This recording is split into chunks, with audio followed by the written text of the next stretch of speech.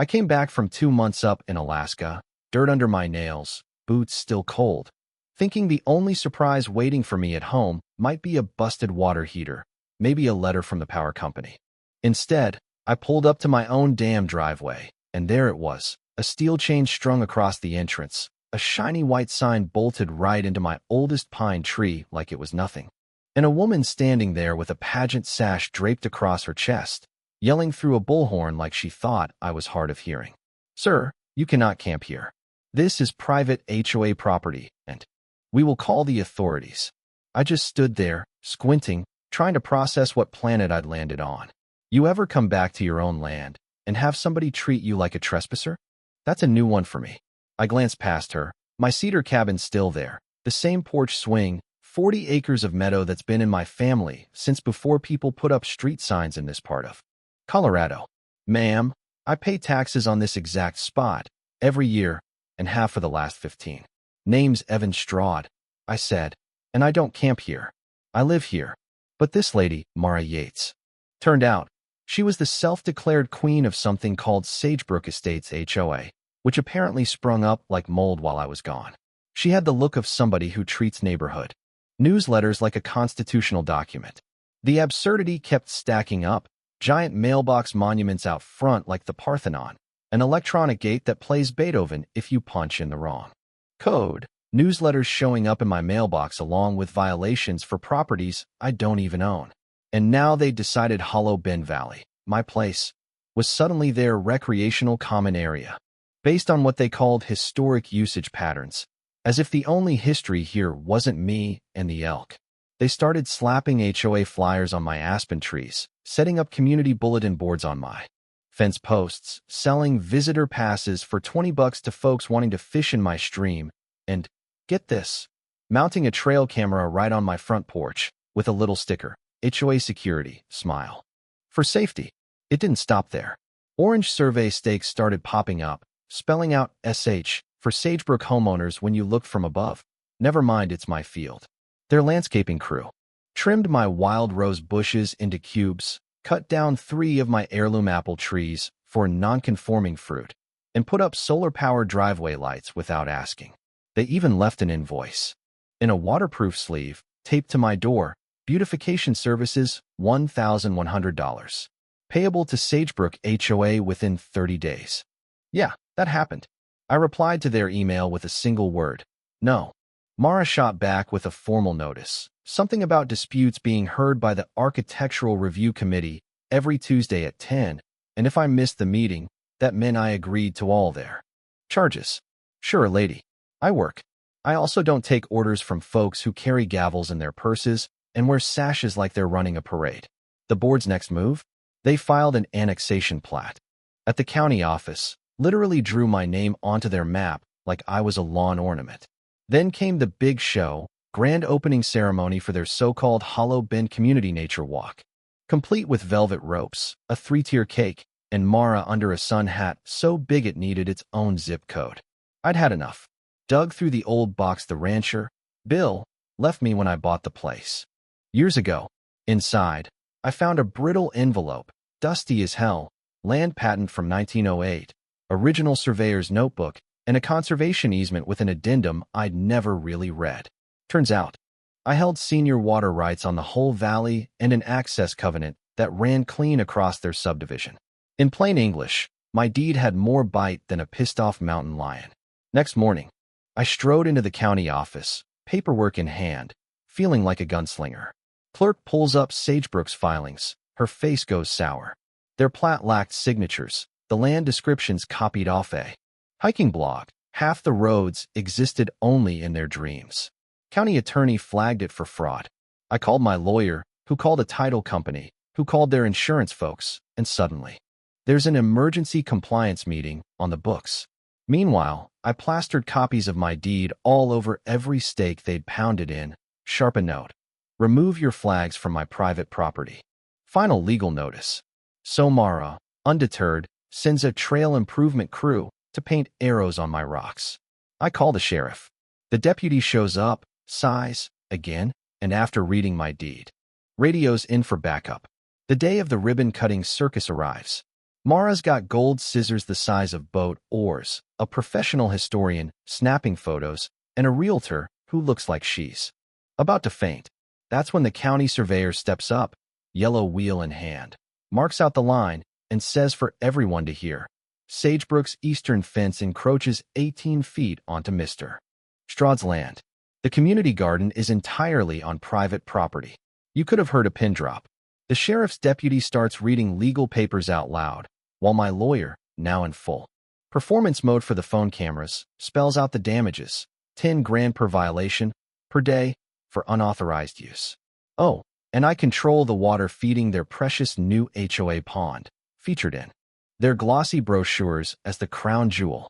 The realtor bursts into tears, clutching her phone. Then the real twist.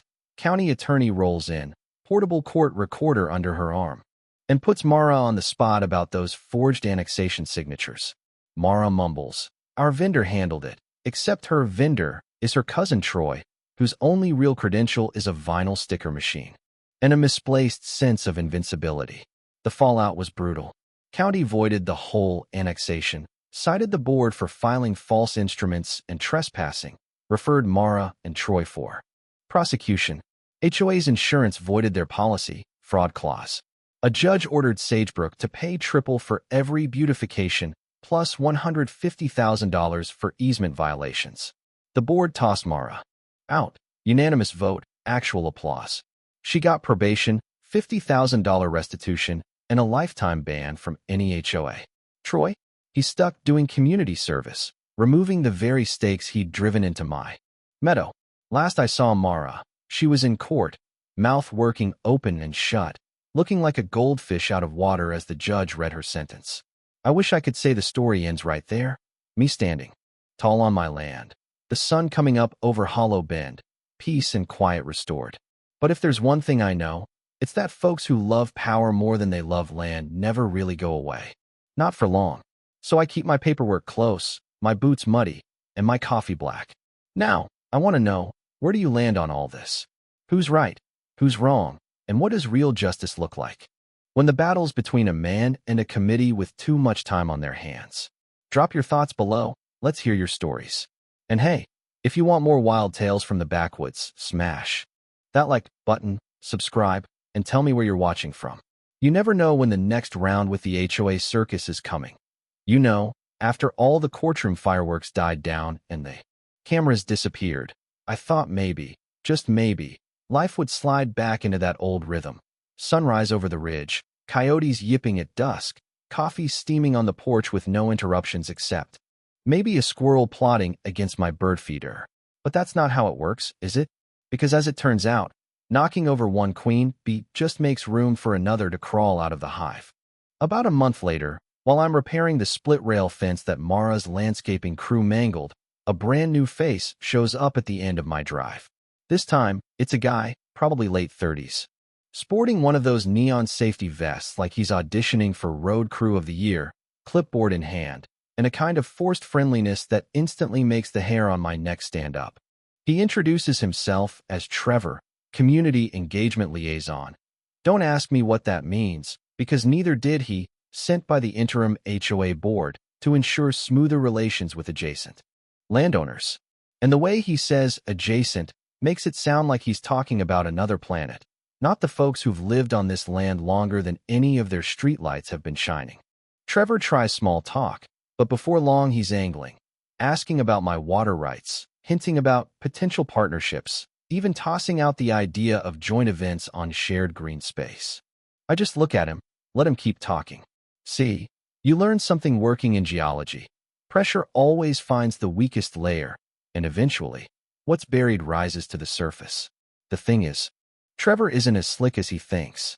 A few days after his visit, I catch a pair of surveyors nosing around the stream at dawn, snapping photos and jotting notes, pretending they're birdwatchers but somehow managing to carry a roll of orange boundary tape in their packs. I step out, coffee in hand, always black, always hot, and just stand there until they get nervous enough to wander off. Later that week, another glossy letter arrives, this one full of legalese and friendly recommendations about rerouting a walking trail that was, surprise, misaligned due to historic mapping. Errors. It's like déjà vu, but now the script has changed. The moves are subtler, the language more polite, but the intention's the same. Wear you down until you stop fighting.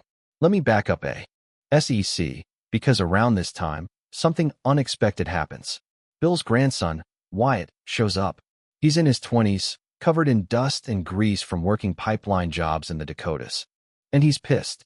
Apparently, word about the HOA drama has spread, and he drove all night to see for himself. We end up sitting around my fire pit, swapping stories, the two of us and my old blue heeler, Daisy, circling our feet. Wyatt's got that quiet kind of anger, the kind that simmers until you put it to use. Turns out, his family's run cattle through this valley since before the first telephone pole. He starts digging through his own family files and turns up even more records, grazing permits, mineral rights, an old topo map hand-drawn by his great-grandfather, all of which predate every inch of Sagebrook's existence. That's when it clicks. The HOA isn't just after my meadow. They're trying to rewrite the whole valley's history, hoping nobody's left to remember how things really went down. With Wyatt's help, we start documenting everything. Trail cameras go up, this time, our own, camouflaged and out of sight. We record every car that rolls past at odd hours. Every stranger wandering onto private land with a smartphone out. We talk to other neighbors, some mad, some scared, some just tired. But together, we piece together a timeline of every encroachment, every accidental incursion, every glossy brochure that twists the truth. The twist comes one morning when Daisy starts barking like there's a bear in the trash. I look out, and, would you believe it, there's Mara herself, probation bracelet on her ankle, but back in town, just passing through. She tries to act casual, but you can see she's itching to stir the pot. All polite apologies and empty smiles. Says she's concerned about the legacy of Hollow Bend, and drops some hints about restorative justice. I can't help but laugh. You know what I mean? Some folks just can't help themselves. But this time, I'm ready. Between the deed records, Wyatt's topo maps, and hours of trail camera footage, we've got a story the HOA can't erase. We take everything to the county, this time with a dozen neighbors backing us up. The sheriff remembers us, just shakes his head and says, "Still at it, huh?" County officials open an official investigation into Sagebrook's boundary shenanigans, and by the next board meeting, word gets out. Residents start asking questions, the interim board gets cold feet, and Trevor the liaison quietly resigns. It doesn't fix everything overnight. There are still strangers who think the land's public, still the odd violation notice stuffed in my mailbox. But something shifted. For the first time in months, I feel like the valley's got a fighting chance. Not because of lawyers or paperwork, but because folks who care about the place finally stood up, side by side. Wyatt ends up sticking around for the summer, helping mend fences, literal and otherwise. We laugh about it now, how a couple of adjacent landowners managed to outlast a whole HOA with nothing but grit, memory, and a pile of dusty documents. And you know, maybe that's what it takes.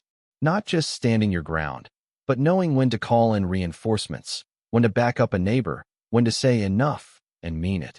As for Mara, last I heard, she moved 2 towns over, joined a neighborhood watch group, of all things. Some folks never change. So here's the thing, what would you have done? Stand your ground, or walk away for the sake of peace? Ever had a neighbor try to rewrite your story? I want to hear it. Drop your wildest neighborhood saga in the comments. Smash that subscribe button if you want more, and let's keep this campfire burning. Out here, stories are what hold the line.